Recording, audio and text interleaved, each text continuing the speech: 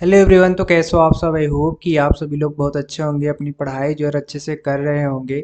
आज की इस वीडियो में यार हम लोग पढ़ने वाले हैं लेसन नंबर 3 क्लाउड कंप्यूटिंग का, जिसमें सर्विस लेवल एग्रीमेंट के बारे में पूरा डिटेल हम लोग पढ़ेंगे।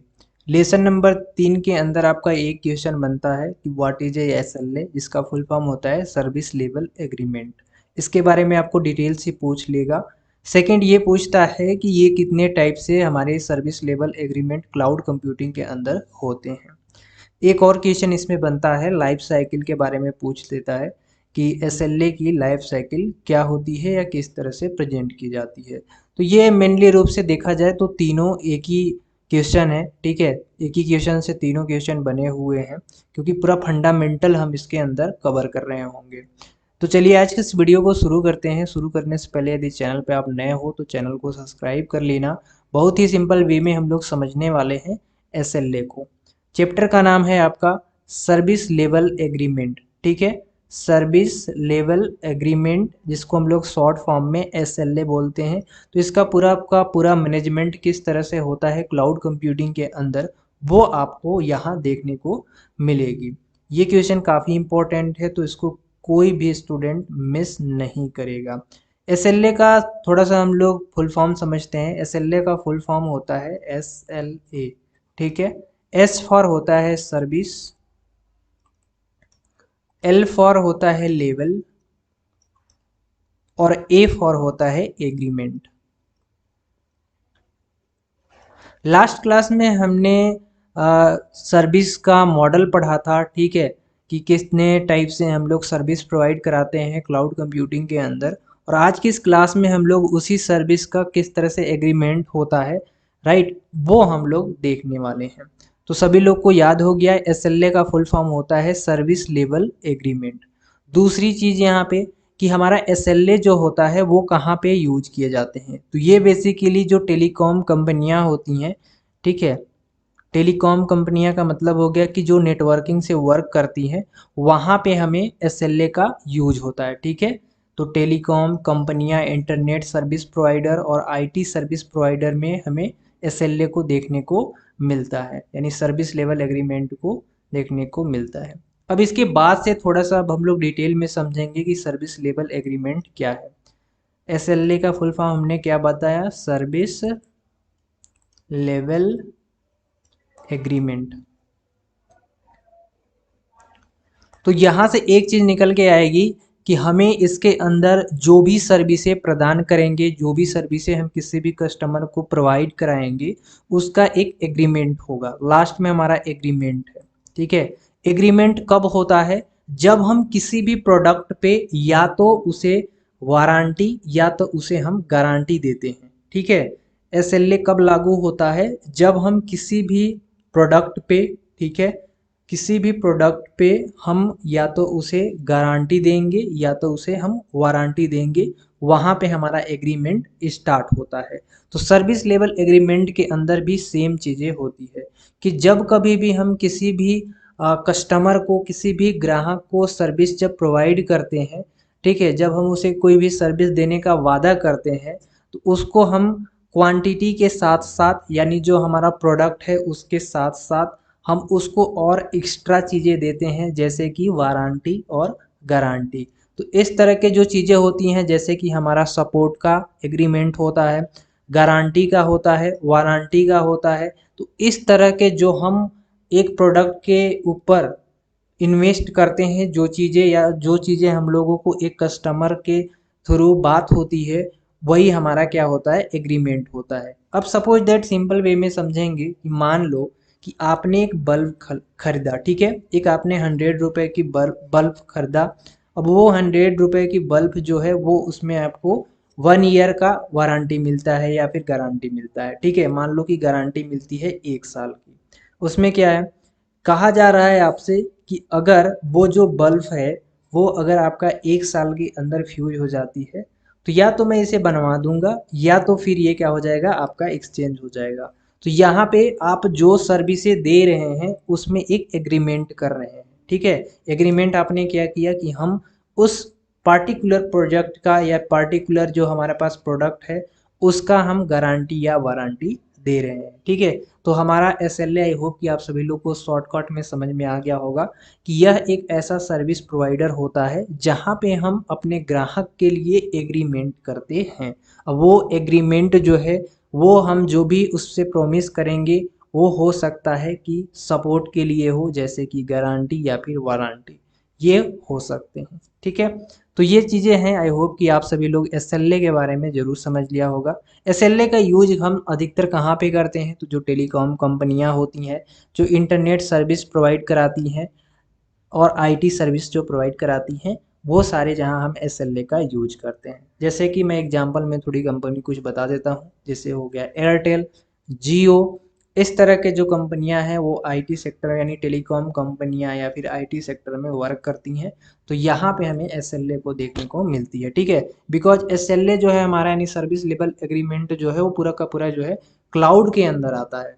ठीक, तो यहाँ पे हमें ज़्यादा देखने को मिलते हैं।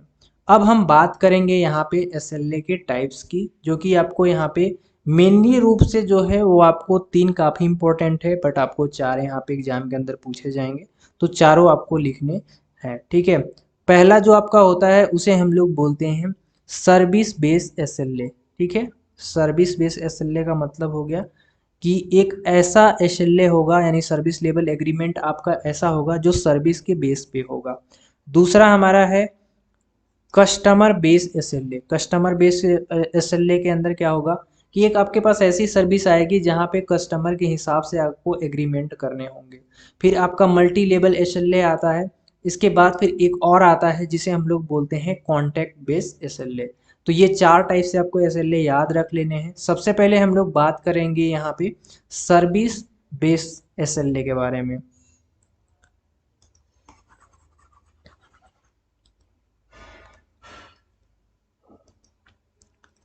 सर्विस बेस SLA के बारे में हम लोग समझते हैं कि सर्विस बेस यहाँ पे हमारा सर्विस लेवल एग्रीमेंट क्या होता है। इसके अंदर क्या होता है, इससे बात से पता चल रहा है कि सर्विस बेस के अंदर क्या होगा कि जब हम किसी भी पार्टिकुलर प्रोजेक्ट का या फिर किसी भी पार्टिकुलर प्रोडक्ट का अगर हम सर्विस दे रहे हैं, ठीक है, सर्विस दोनों टाइप से देते हैं। किसी भी प्रोजेक्ट को हैंडल करते हैं किसी भी कंपनी का, तो वहाँ सर्विस देते हैं। कोई प्रोडक्ट का भी हो सकता है। ठीक है, तो सर्विस हम किसी भी प्रकार से दे सकते हैं, इसमें कोई दोहरा नहीं है।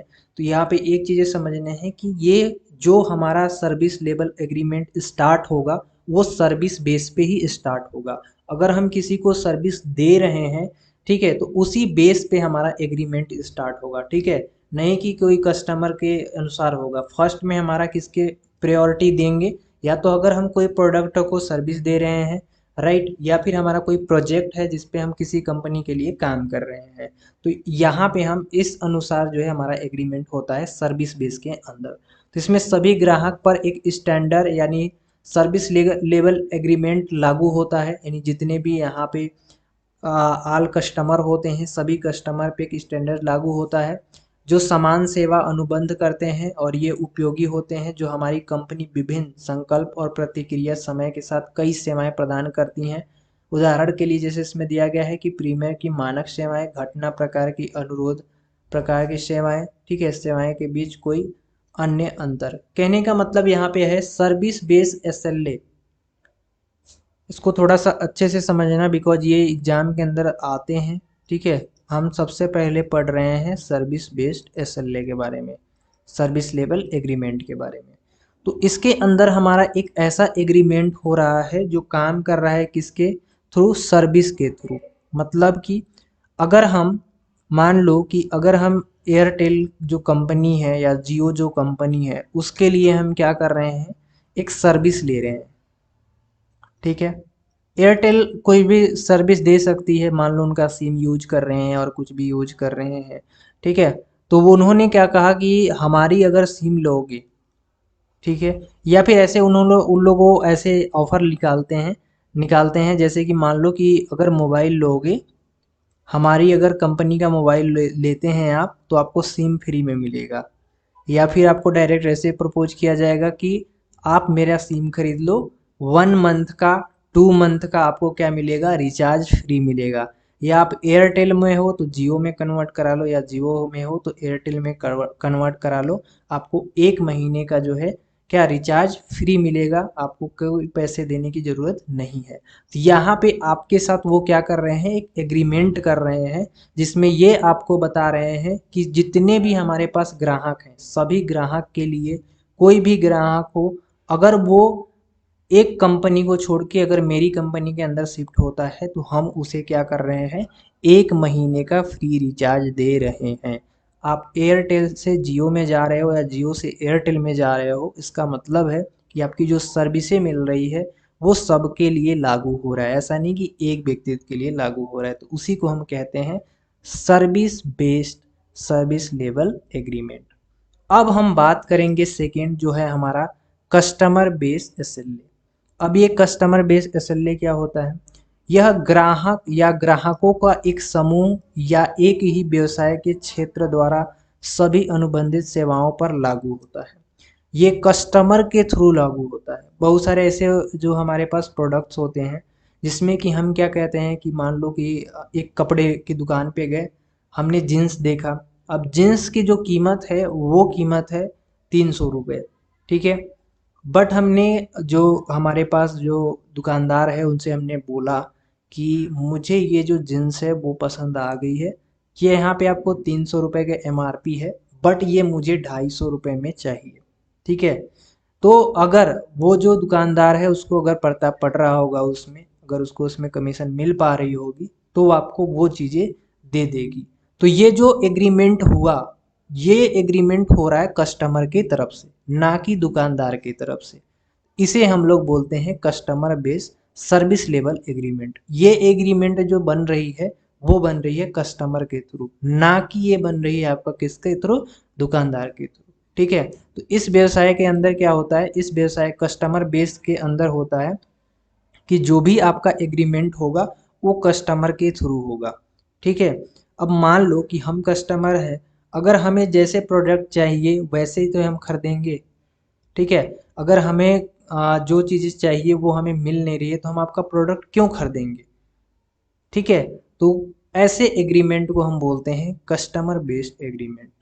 अब बात करेंगे तीसरा जो है मल्टी लेवल एसएलए यानी multi level service level agreement. इसके अंदर क्या होता है कि इसके अंदर हमारा जो है सर्विस लेवल एग्रीमेंट की जो सर्विस बेस्ड होती है और जो कस्टमर बेस्ड होती है, माने जो हमारा पहला था और दूसरा था सर्विस बेस्ड एसएलए और कस्टमर बेस्ड एसएलए, इन दोनों को जोड़कर एक संगठित रूप से सभी उपयोगकर्ताओं के लिए या सभी जितने भी कस्टमर होते हैं उनके ऊपर ये स्तर पे क्या होता है, लागू होता है। इसमें क्या होता है, दो चीज़ें इस पे इन्वॉल्व होती है। मल्टी लेवल का मतलब हो गया कि इसमें बहुत सारे लोग इन्वॉल्व हो जाएंगे जो कि सर्विस बेस पे भी काम करेंगे और कस्टमर बेस पे भी काम करेंगे। अब इसको कैसे समझ सकते हैं मल्टी लेवल एसएलए को, वो थोड़ा सा ध्यान से समझना। देखो, सर्विस बेस के अंदर हमने बताया कि अगर कोई कंपनियां कोई भी चीज़ें को प्रचार कर रही है, कोई भी चीज़ें बेच रही है, कोई भी चीज़ें आपको ऑफर दे रही है, तो वो अपना एक एग्रीमेंट दे रही है आपसे या एग्रीमेंट बनाकर रखी है, गारंटी वारंटी कुछ भी हो सकता है, ठीक है।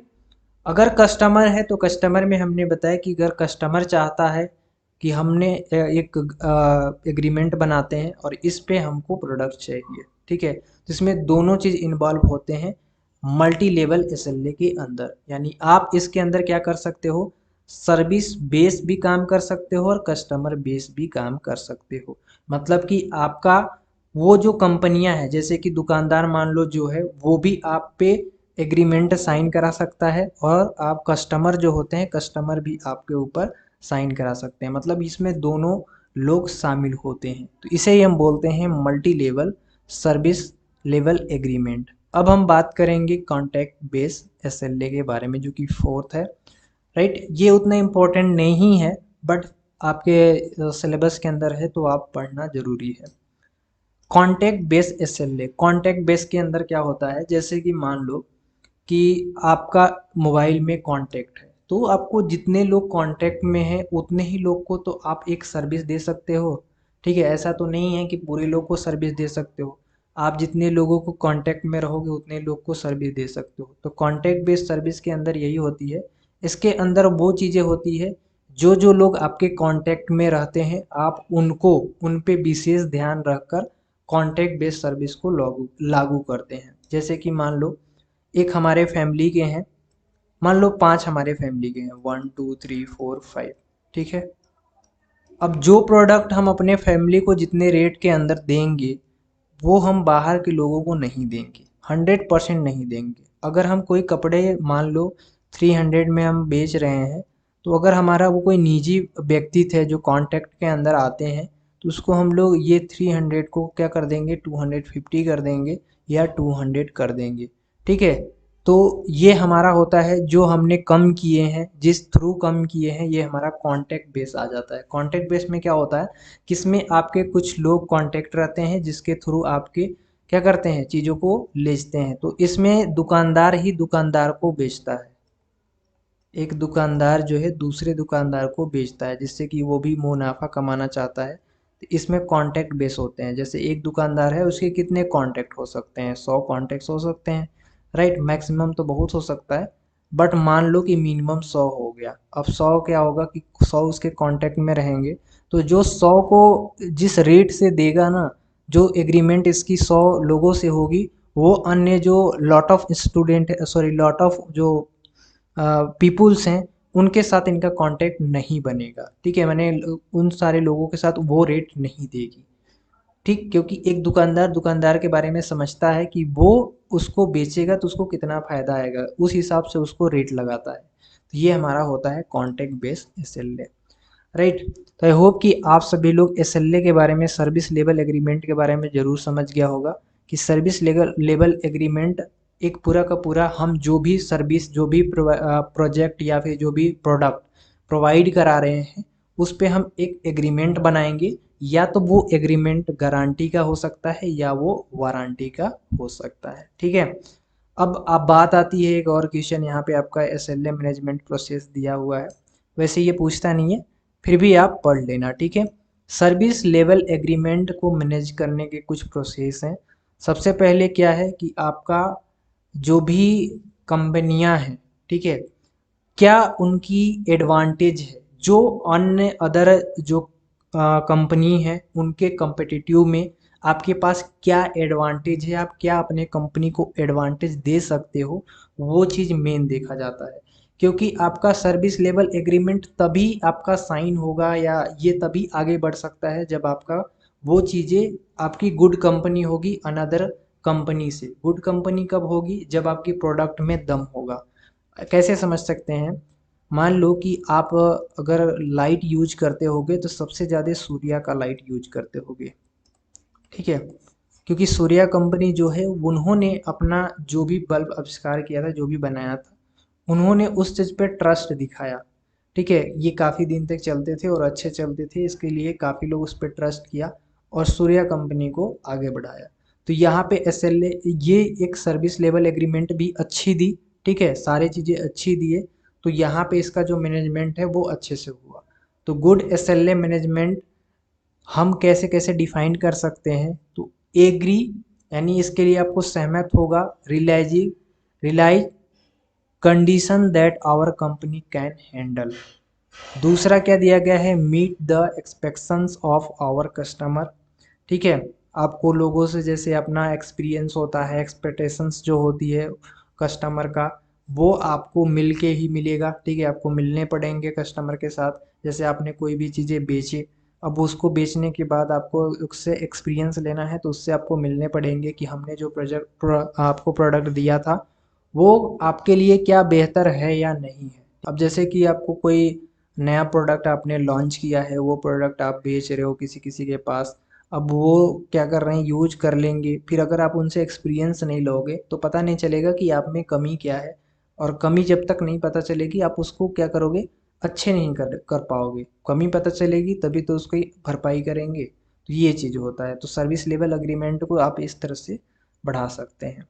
अब एक हमारा लास्ट है एसएलए की लाइफ साइकिल। एसएलए की लाइफ साइकिल आप लोग बना सकते हैं, S L A life cycle, ठीक है।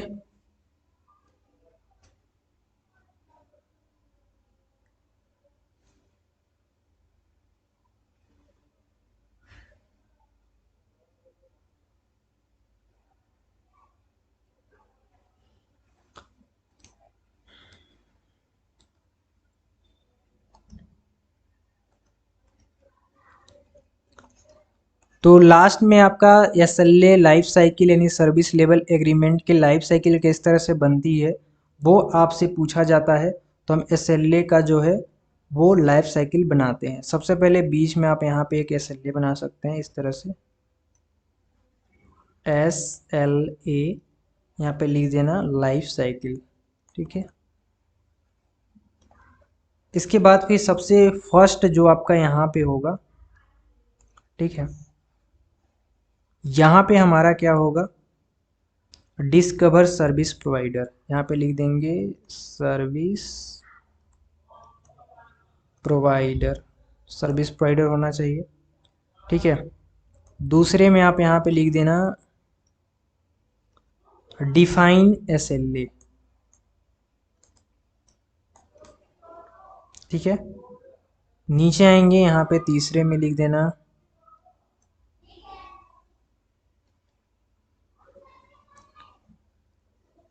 एस्टेब्लिश एग्रीमेंट, थर्ड ESTABLISH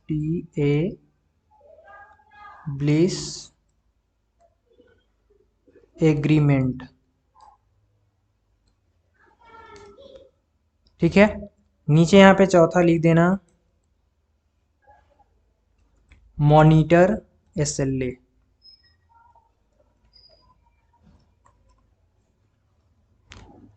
पांचवा होता है आपका,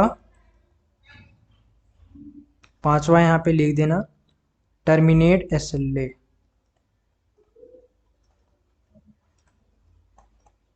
ठीक है। ये सारे के सारे एग्रीमेंट है लाइफ साइकिल का। और एक लास्ट और यहाँ पे बना देना 6 नंबर, ठीक है, इनफोर्स SLA।